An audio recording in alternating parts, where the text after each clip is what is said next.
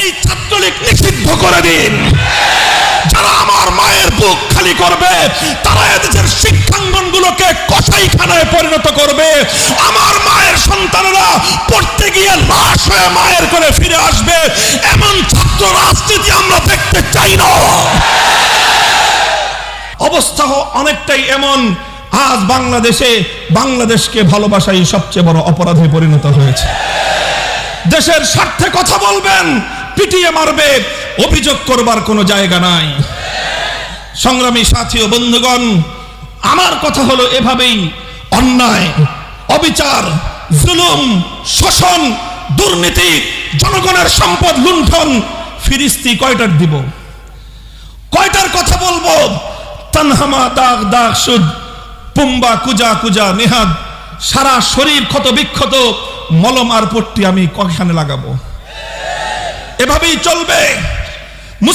মুসলমানদের জনপদ, মুসলমানদের দেশ যতদিন পর্যন্ত কোরআন সুন্নাহ খেলাফতে রাশেদার শাসনের দিকে ফিরে না যাবে, গণতন্ত্র দিয়ে মুক্তি আসবে না, সমাজতন্ত্র দিয়ে জনগণের অধিকার প্রতিষ্ঠা হবে না, কোন তন্ত্রমন্ত্র জাতির মুক্তি আনতে পারবে না। সঙ্গে কূটনৈতিক সম্পর্ক ছিন্ন করেন। এর জন্য যদি ইউরোপীয় ইউনিয়ন আমাদের উপর কোন অবরোধ আরোপ করতে চায়, ইউরোপীয় ইউনিয়নকে বৃত্তাঙ্গুলি প্রদর্শন করেন। অর্থনীতি যদি ধস নামে আমরা পেটে পাথর বেঁধে জীবন ধারণ করব, 3 বেলার পরিবর্তে 1 বেলা করে আমরা আহার গ্রহণ করব।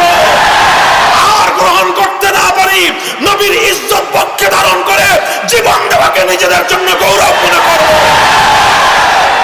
আমাদের গলার উপর দিয়ে ছুরি চালিয়ে দাও, আমাদের রক্ত দিয়ে আল্লাহর জমিনকে রঞ্জিত করে দাও, আমরা তোমাদের বিরুদ্ধে ততটা ক্ষিপ্ত হব না আমার নবীর ব্যঙ্গ চিত্র অঙ্কন করলে আমরা যতটা ক্ষিপ্ত হই। আমাদের বুকগুলোতে বুলেটের আঘাতে তোমরা ঝাঁঝরা করে দাও, আমরা আমাদের বক্ষগুলোকে তোমাদের সামনে পেতে দেওয়ার জন্য প্রস্তুত হয়েছি। মুসলমান হওয়ার যেই হও, জুলুম করবা, ইসলাম আমাকে জুলুম বরদাস্ত করার শিক্ষা দেয় নাই। তুমি হিন্দু হও, মুসলমান হও, জুলুম করতে আসবা, তোমার হাত ভেঙে দিতে শিক্ষা দিয়েছেন আমার নবী। আমার সরল প্রাণ মুসলমানদের সন্তানদেরকে বিবর্তনবাদ শিক্ষা দিয়ে নাস্তিক প্রজন্ম গড়ে তুলবার চেষ্টা করছো।